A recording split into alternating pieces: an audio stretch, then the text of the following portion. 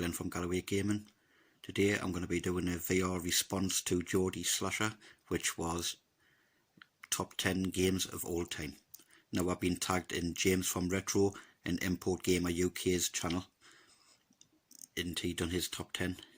I'll leave a link to his channel at the end so you can see what his choices were. He's a good lad, James, so if you haven't already subscribed to him or seen any of his channels, I'll leave a link in the description so you can go and have a check.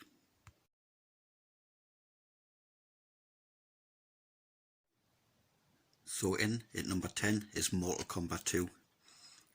Probably one of the best fighting games. That brings back memories. I used to go to the arcade years ago, play with a school friend. He's still my mate now.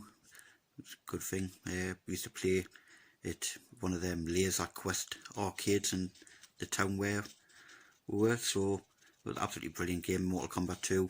We used to learn the fatalities, abilities, friendships. Excellent game for 2-player. So that is my number 10.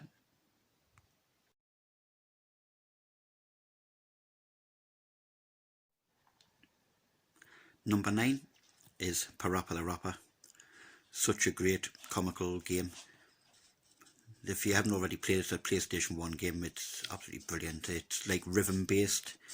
They do a part of the rap and you've got to repeat it by tapping the buttons at the right time at the top of the screen. There was one level on it where toilet level, absolutely brilliant. Ribbit, I can't hold it, absolutely brilliant. You've got to listen to the songs on it.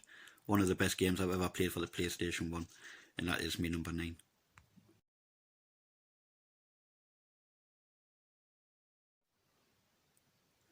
Number 8 is FZero for the Super Nintendo. One of the original Super Nintendo release games, and today it still looks absolutely fantastic. To me it does anyway. It might look a bit dated to some people who like their Xboxes and PlayStation 50s and stuff, but FZero used mode 7 rotation, which the Super Nintendo was absolutely brilliant at using. The track rotations was absolutely brilliant. Sense of speed. Let's just say basically you had a choice of hovercraft and racing along. Absolutely brilliant. Sensation of speed. Excellent. That's my number 8.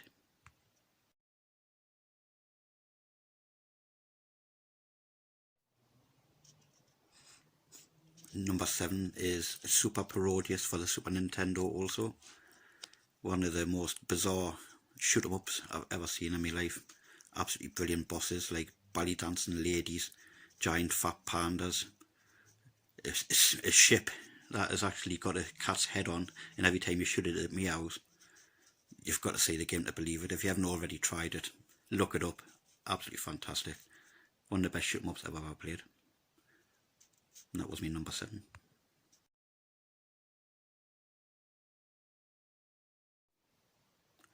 Number 6 is J1 Jockey for the PlayStation 2.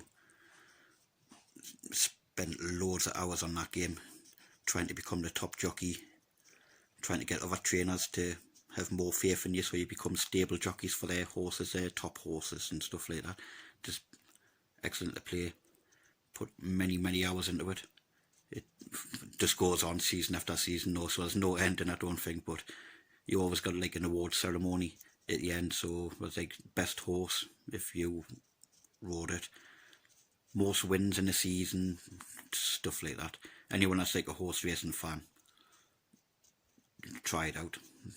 Get it now for about £2, maybe £2.50.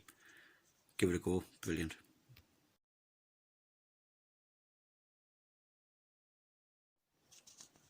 And now we're getting into the top 5, and this was a Dreamcast game first. Originally it came out on the PlayStation 2, it came out on Game Boy Advance, and that is Space Channel 5, the original one though.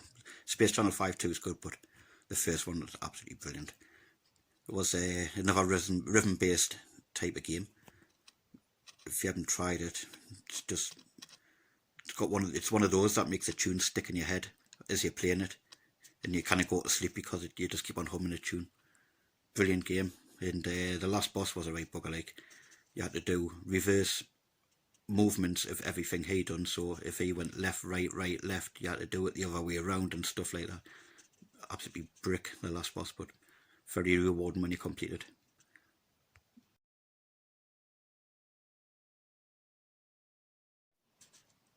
Number 4 is Donkey Kong Country on the Super Nintendo. Now, I was working in a model shop many years ago when this first came out. We used to get like a Nintendo rep. Used to come across and show you videos and new games that was coming out for the Super Nintendo. Now, bearing in mind the Sega Saturn was out at the time, and it was displaying games like Clockwork Knight and stuff like that, which was absolutely brilliant on a 32-bit console. But he showed us a video. I mean, this is how ages ago I'm going back. It was like a VHS video he was showing us of Donkey Kong Country on the Super Nintendo before it got released. And I didn't believe him. I says that's Nintendo 64, that's not Super Nintendo.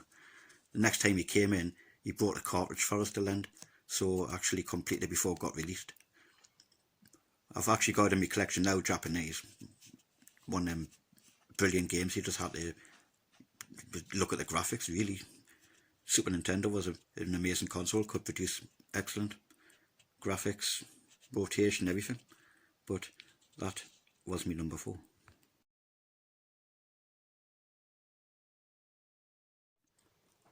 Number 3 is Soulcalibur for the Sega Dreamcast. One of my mates have been playing this game for years, still actually play it now. Very competitive in 2-player mode. My son even joins in and he's very competitive. It's absolutely brilliant. I mean, it's like 3-way contest. Winner stays on. I didn't stay on very longly, but I did try my best. The choice of characters and the fighting on it is just absolutely brilliant. If you're into your beat-em-ups and you haven't tried Soulcalibur before, try the whole series. Absolutely class games.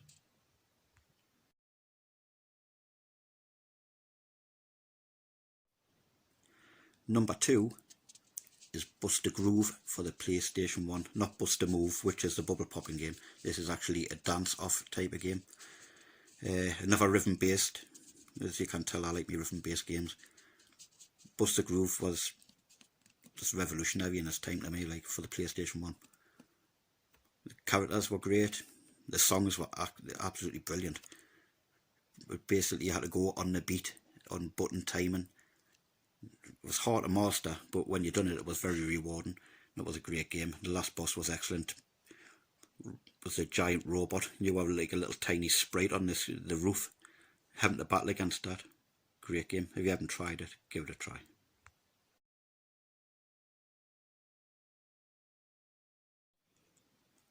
And now for number 1, this old Sega Master System game has to be Wonder Boy 3: The Dragon's Trap.